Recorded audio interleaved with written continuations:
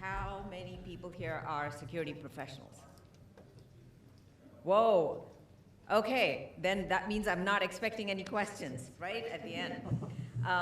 But please stop me, ask me questions anytime, and we will get started on this. All right, so this talk is basically geared towards security teams and just sharing some ideas, some thoughts about how to be agile, right?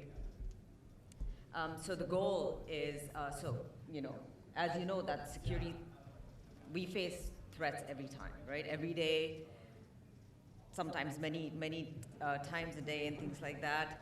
And there's a lot of apps, a lot of APIs, a lot of everything. Yes? Oh, sure.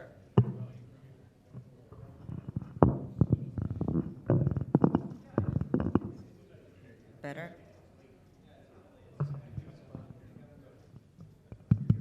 Hello?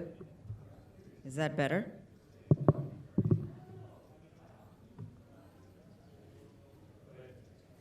All right. Is this better? I'll try and speak into the mic. And I lost my train of thought, of course, right? So there's new apps, new APIs, new everything being created, new hardware coming in every day. So there's a lot of security threats, right? So every one of these could be a security vulnerability, right? So the goal of this talk is to identify how security teams can use agile practices in their own work to secure the organization, monitor any security threats, and respond to these and mitigate them as needed, right? And the second goal of this talk is how can you best integrate agile processes into your teams, basically, whether it's a development team, whether it's your security team and things like that. Any DevSecOps people here? All right, cool. So that is the goal of this, right? So, but before we go into all that stuff, introductions first, right? My name's Naveen VK. I'm technical director at Invisia. It's a very small consulting company based here in Milwaukee. We also have offices in Chicago and Madison. So I'm actually from Madison. So my background, it's mostly been app dev. So I've been all the security things that I've been exposed to have been on the app dev side of things, right? So developing apps, APIs, and things like that on the development side of things. So take these things with a pinch of salt. Take these as ideas and things that I've experienced and things that have helped, basically, right? So I've got 23 years of experience, and all my clients have been basically in the financial aspects, in the financial industry, if you can call it that, right? So including the government, but the financial part of things, right? So insurance companies, financial services, as well as the state of Wisconsin, but on the financial side of things. And then a little bit about Invisia. Like I said, we are based in Milwaukee, Chicago, and Madison, as well as we build software with our clients, right? So it's not we just come in and build and leave. No, we build it with the clients. So there's that. More when you look at our website. The other thing, besides work, which is what I love to do, I love my job. The other things that I really like to do is I'm a dance fitness instructor. So if you're ever in Madison and want to try out any of the dance fitness classes, whole bunch of them everywhere, even here in Milwaukee, I presume. So I teach a whole bunch of those. These are my two cats, and that's a photo that my boyfriend took, and he made it into I love jigsaw puzzles. And so he made it into a jigsaw puzzle, and that's what I put together last Christmas, or shortly after that. Right, and then I also love running half marathons. Half marathons are my things. Full marathons take too much time. So that's what I do for fun. Therapy. So the material for this talk, this is where the source for this talk comes from, right? So there's disciplined agile. Anybody know what disciplined agile is? Oh, it's a new term. There's a slide later on that talks about it. DevSecOps.org, Rugged Software, OWASP, as well as my boss, Tracy Barrett. So she helped me with these slides and with her expertise as well. And then a couple other books, right? So let's start with the talk then. Before I go into the details, quick intro about DA, Disciplined Agile, right? It is nothing but a toolkit with guidelines. Guidelines for everything, especially when it comes to software, right? And the way it is set up, or the layout of this toolkit, is you have layers, you have process blades within these layers, and then each one of these process blades has activities, and each one of those activities has some options, right? So these options may or may not be ordered, right? So if you have no idea what to do, right? And at least they'll give you like start here and then proceed to the next, so it's a toolkit of guidelines. The principle behind disciplined agile is the way of working. So the way you work is very specific to an organization and a specific team to an organization, right? So no two teams even in the same organization work the same way, right? One team could have, like an offshore, like some members in the offshore team, right? And so there might be something that they do differently. Like some of their stand-ups might be at some really odd times of the day or evening or whatever, right? So things like that.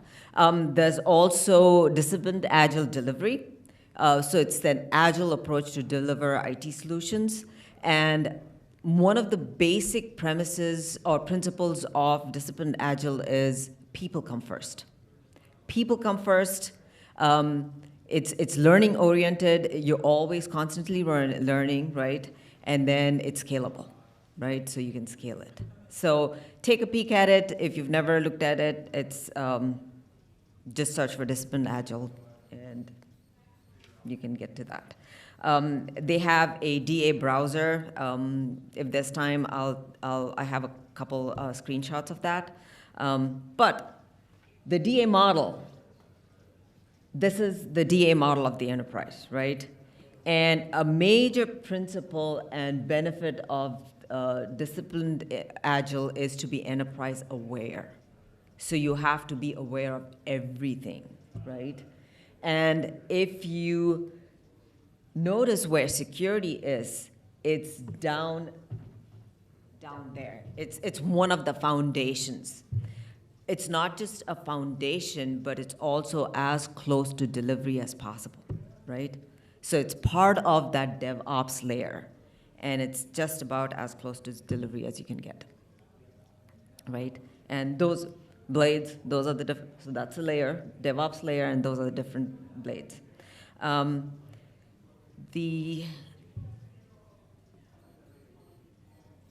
Another part of security within DevOps is it's all about collaboration, right? You have to work with everybody in the organization, the teams, the business, the management, and everything. And which is why security is a foundation, which is also at the bottom, right? So, and you have to have support from everybody, right? You can't just be isolated, right? It won't work. So not only do you collaborate with everybody, you also have to give them guidance, right?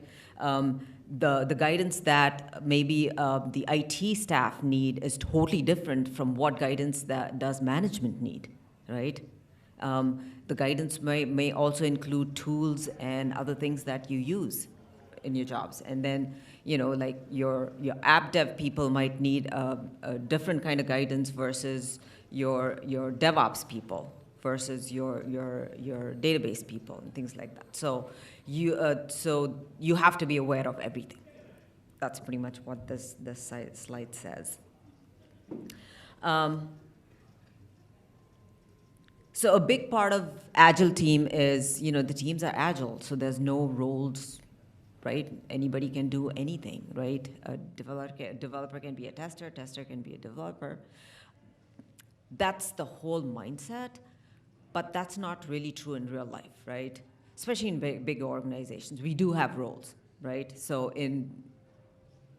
that's just part of how things work, right? You have your Scrum Master and your product owner. You do have these roles, and they don't code, right?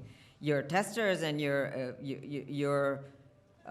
the testing team, or a member of the testing team could also be a coder, right? They help you with your unit tests and things like that. And maybe one of your dev team can also test, but roles are part of life. And so there are two roles in the security team, right? You have the security engineer and the security manager, right? And somebody can play multiple roles. Somebody can be both, but you need those two distinct distinctions between roles. The security engineer assists teams, right? And they are the ones who understand the security fundamentals very well, and they are the ones who will be working with the teams on a day-to-day basis, right? And they are also the ones who also doing the making sure that they evaluate security tools, and they make sure that those things get adopted. And they also work with experts, right? And other security professionals too. You can't do this in isolation. You need, you need the whole community behind you. The manager, they're the one who does the prioritization of the work, right? They work with the leadership, right? So they're doing the management part of the things. But, in smaller organization, the same person might do both things, but that distinction is very important, right?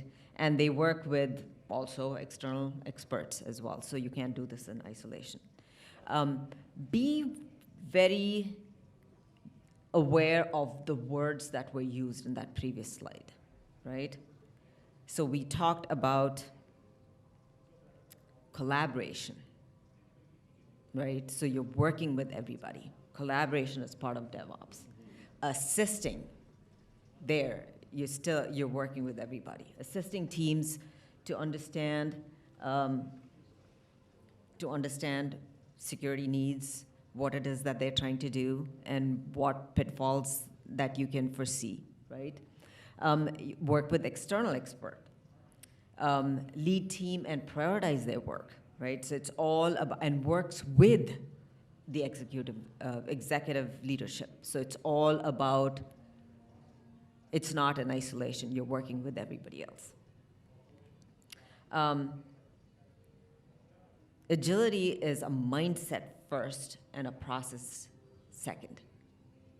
In order to be agile, you have to think agile before you start doing things in an agile way, right? It's a mindset first, so that comes first. And going back to disciplined agile, because that's what this whole thing is based on, it defines the security mindset in a few bullet points, right? So I'm gonna take a few moments to talk about this one slide, right? So there's a lot of things in here. The first and the topmost, the highest priority of the security team is to protect the organization, obviously, right? So that is the primary goal. It is also to make sure that the organization is secure now as well as in the future, right? It's not just, one and done. It's an ongoing process, right? So it's a very cyclical process. Collaborate with external organizations, right? So you have to share, the whole security community has to share like anything new security threats that come up, the mitigation strategies, how do you resolve them, you have to share. Otherwise, if you just, it doesn't work. That should be part of that. That's the second most important thing. You have to work closely with teams. You have to work closely with teams so that they can understand what are the security threats. If they're trying to do something in a certain way, you have to say, here are the pitfalls, right? So you have to make them aware of what could happen, like real potential scenarios, as well as to educate them, right? So they need to know that they have to write things securely, right? So they have to have security in mind when they build their APIs, when they build their apps and things like that. And the third thing is transfer skills and knowledge. You can't do it in isolation again. You have to share, right? You have to you have to share your knowledge. You have to share your whatever new security threats that you're aware of that, from the community. Like things need to be patched because this came out, right? So that happens all the time. And the next point is security needs to be holistic, right? So it's not just apps. It's not just it's apps, it's servers, it's people that they are aware of what the security vulnerabilities could be, things that they should do and should not do, like have good passwords and two-factor authentication and all that stuff. As well as hardware and as well as data. Not just corporate data, but IP, right? Intellectual property, right? So security needs to be very holistic and not just specific things. So that's that. So these are the principles behind that, right? And you have to have a common security infrastructure. You can't have two different teams doing two different things. There's no way you can keep track of everything, right? So you have to have this common infrastructure or the common security layer, right? We're doing security with whatever it is. And it's the security team who defines that, who owns that. Everybody else uses that, right? So you have to have a common one. Otherwise, it's going to be too hard to keep track of what's what, right? There's just too many variables. And the last thing is, how do we do all this stuff? You have to automate. There's no way we can manually keep track of everything, do everything. The more you automate, the better. Automate, automate, automate. All right. Questions? Clear as mud?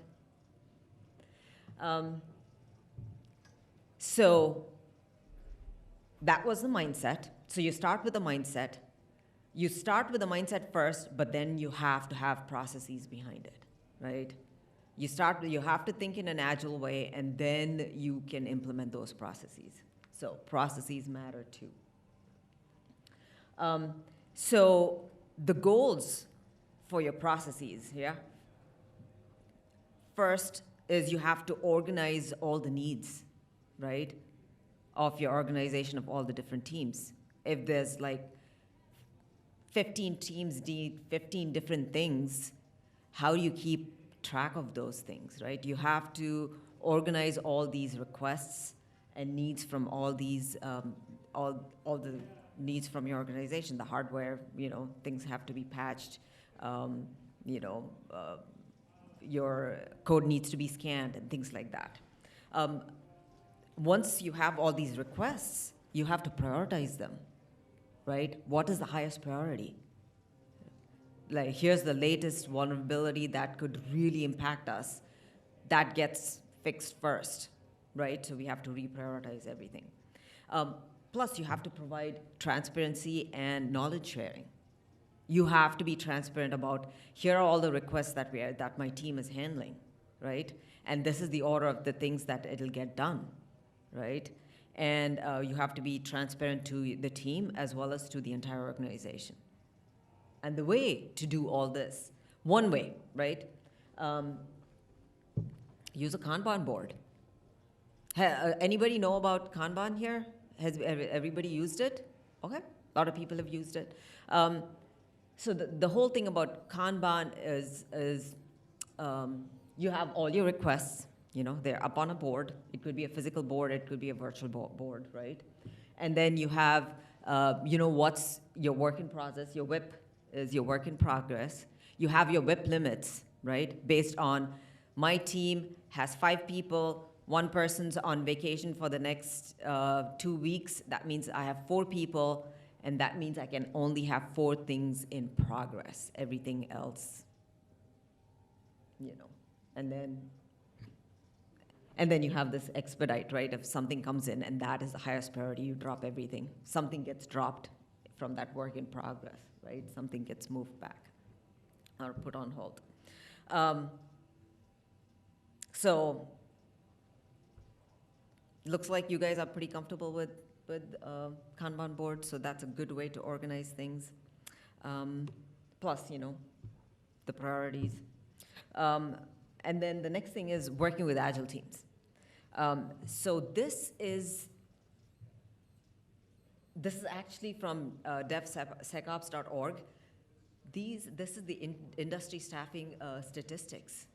For every 100 developers, you have 10 infrastructure people, right? And the ratio is 100 to 10 to 1. One security person for 10 infrastructure and 100 developers. I know.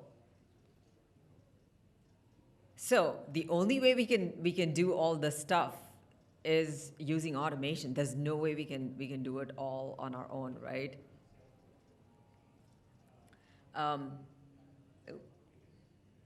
So quick show of hands. Who has this ratio in their organization, 100 to 10 to 1? Okay, all right. Who has more? And what is your ratio, if I may ask? 6 to 200. Okay, so 3.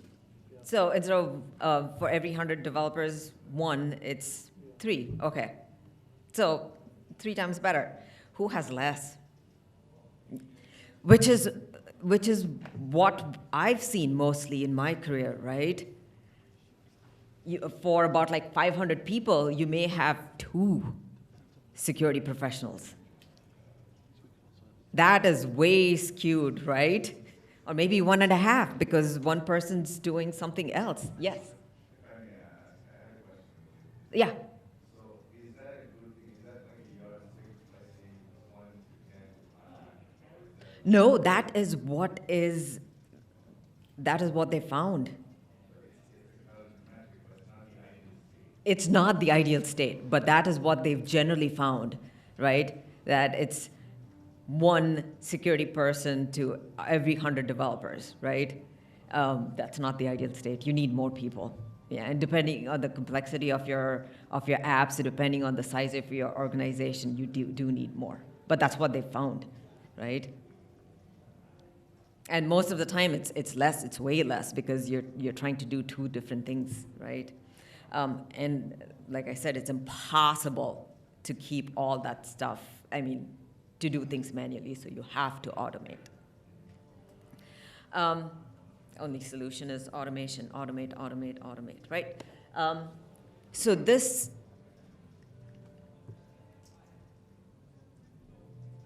the next few slides are talking about automation, and so in order to think about automation, you have to think of layers first. The 4 C's of cloud native security, right? Cloud. So you have to have, infrastructure, secure configuration, secure data. You have your containers. You have to have your secured images and third-party libraries. So images are not GIFs over here, right? You're not your JPEGs and things like that. These are your images of your whatever, right? Your Linux, Windows, binaries, and things like that. So those are the container images is what we're talking about here. Clusters, right? So Kubernetes, if you were here, like, there was an earlier talk, way earlier, like nobody knows Kubernetes really well. So it's very, very easy to have things misconfigured and security holes in there. So, and network configuration. And then you have to think about your application, right? So the 4 Cs: cloud, container, clusters, and code, right? So those are the 4 Cs that you have to think about in terms of security. I always thought of Kubernetes as more like within the bracket of containerization. It is, but then And I just listed under the cluster. because Kubernetes is usually have a clustered environment. Yep. It manages, it's usually manages a cluster of containers, right? Exactly. Yep. And that's why it's in that cluster. And of course, code. So at the cloud level, what are the things that we can do, right? So you have to use infrastructure as code, right? You can't do the click stuff, right? You have to have your whatever it is. So last 5 years of my life has been in the Azure world.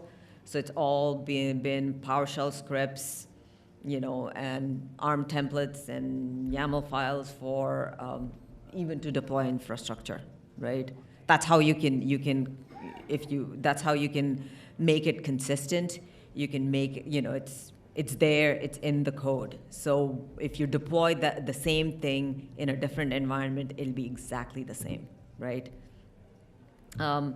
And one of the things that manages Terraform is what I've personally not used it, right? But that's a good way to manage all that stuff. Yes. So I understand a lot of the efficiency advantages of infrastructure as code, but I'm not familiar with security advantages of it. Are there security advantages for infrastructure as code deployments? You are, when you're applying security, it's all in your code, right? All the configuration, all the whatever it is that you're doing, it's in the code. It's not. So it's auditable. It's, Right. It's like a secret file. Yeah, you gotta make sure that it's protected. Yeah. Right. So it's the auditability and the trail of documentation that it provides. Okay. exactly. So you know exactly what's happening, right? And then, so the hub and spoke architecture. This is what I wanted to talk about earlier, where your security layer, that is your hub, right? That is tightly knit. That's owned by the security team, and the app dev people can use that, and those become your spokes, right? So, but that hub, it needs to be that core, right? So the shared hub is your security, right? Your security layer needs to be in that shared hub. So the hub spoke design is it's a pretty common architecture now, especially in the cloud environment, right? And Did a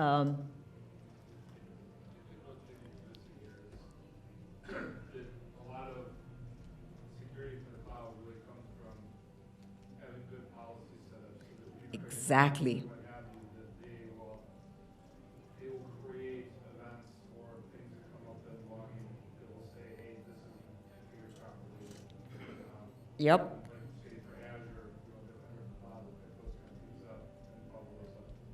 But you have to build that into your Terraform to actually be able to train that. Exactly. Yep.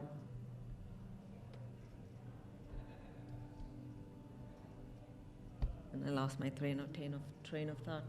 Oh, no worries. But yes, you have to use policies. That's how you keep track of. That's how you make sure it's secured. You have to have your alerting and monitoring and all that stuff in there as well.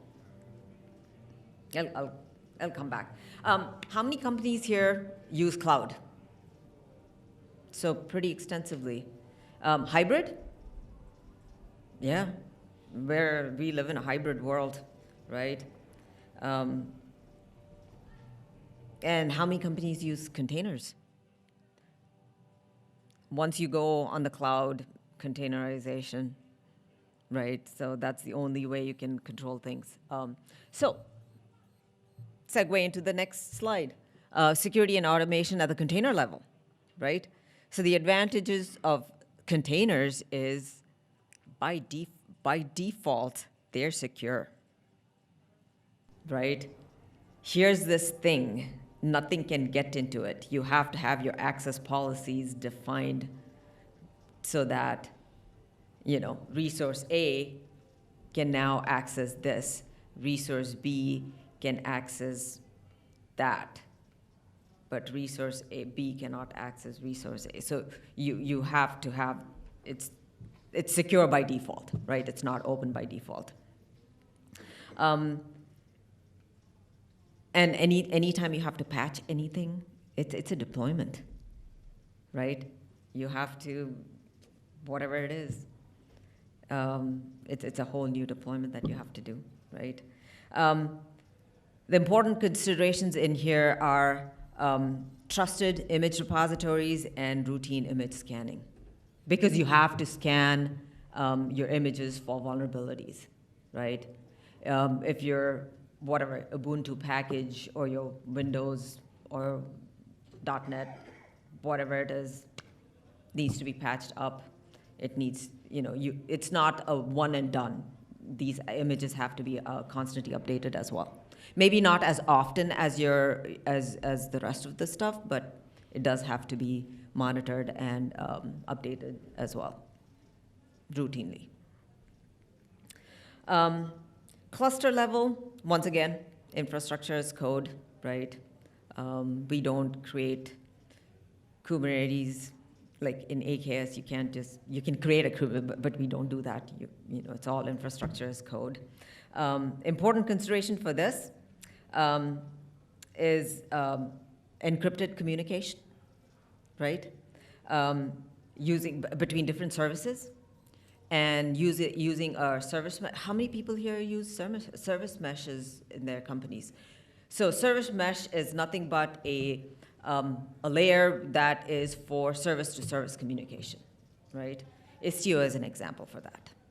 And somebody was mentioning your secret.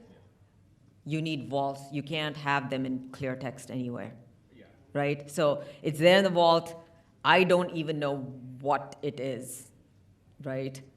And the vault and my app, I have to give explicit access to that vault so that it can retrieve whatever secrets it needs, right? So it's secure that way. And role-based access for configuration, which is why I, as user, cannot even look into that vault because I don't have access to it, but my app does, right? Through its and Azure, it's through MSAs, right? Managed server, MSIs, managed server identities, right? Code level. This is my comfort zone. Everything else has been things that I've learned talking to people. This is my comfort zone. So, code level, you have to have scanning tools, right? You have to have CI/CD pipelines. You can't just deploy the code. I mean, especially on the cloud, right? You have to do it through a pipeline. And as part of that pipeline, you have to scan for code vulnerabilities, right? How many people here use scanning tools? Code vulnerability scan? Yep, pretty much. It's a very common practice now that when you do a build, it automatically scans for whatever code vulnerabilities there are, right? And there are a whole bunch of tools out there. My current client uses Veracode. I know Nessus is another very popular one that's out there. So there's a whole bunch of tools out there. Don't do this by yourself. Use a tool. Makes it easy. Also have policies at your repository, your code repository level, right? Where you can't even check in code that you have accidentally, like for local testing, your credentials in there. It'll ping you saying, hey, I see a password in there, right? If it says login password, whatever, right? And the other thing is you also need to scan code that is not being changed, right? So these code scans run once a week or every other week.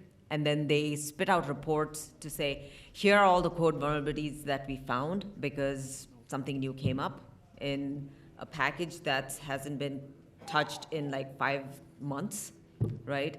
And those need to be fixed. And that is what we need to keep track of, right?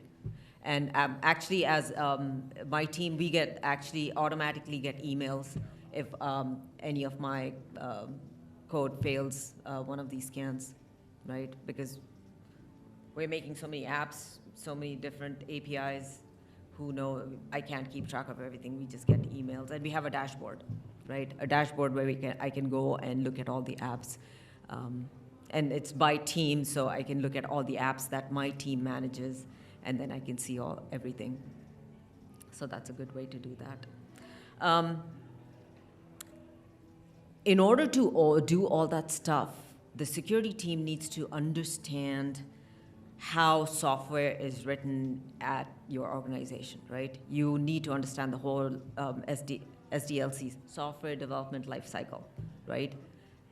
In your organization, so that you can fit in the security requirements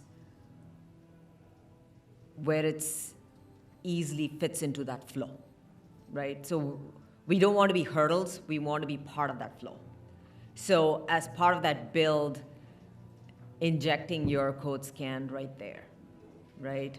And not have the team make them do a special, whatever, a build or a run to scan the code, or run a special pipeline to do that. Do it as part of that build, right? And anything that comes out of that, right, or any kind of communication, use whatever the team is using to do the communication, right? If they use dashboard, right, a lot of these scanning tools, by default, they have some dashboards that you can just point the team to, right? And if your team uses a document repository or a wiki, put all your documentation there and not email them like PDFs or some other docs, right? So try and be part of that process flow, and instead of creating hurdles, right? And so the goal of this is secure, make sure that all your code is secure at all times, right? Or as frequently as possible, and continuously verify that it's secure. How much time do I have? Oh, we're good. We're good. So here's, I put the next few slides for people who, like starting guides, like some helpful resources. OWASP actually has DevSecOps guidelines now. If you don't know where to even start, right? OWASP has that. So, and their goal is to make sure, you detect your securities issues as soon as possible, right? And mitigate them, obviously, right? So check out OWASP, they have, and that's a screenshot of their page, and they have lots of details there. And I was talking about disciplined Agile, so we saw this before, right? And these are the layers. Those are the 3 layers. So that's the foundational layer, down there, right? And you have the value stream. And each one of these things is a blade. And when you look at the DA browser, this is what it looks like. So, right, so there's security, that's our blade. Here are the activities, and here are the options, right? And so sometimes it's ordered, right? And the arrow points to from where you need to go. And what's bolded is those are your ideal, right? If you can hit those, that'll be good, right? So that's what that is. So check out the DA browser. It's really, really helpful. It's guidelines. So if you have any doubts about anything, it's a resource. Use it. And in conclusion, keys to Agile security: develop an Agile mindset. Starts with a mindset. Use a Kanban board to organize your work. Rely on infrastructure as code, right? And automate, because without automation, we really can't. Like even us dev teams, right? We automate everything. You know, it's hard to keep track of everything. And then those are the philosophies of the DA mindset again. One more time, and thank you.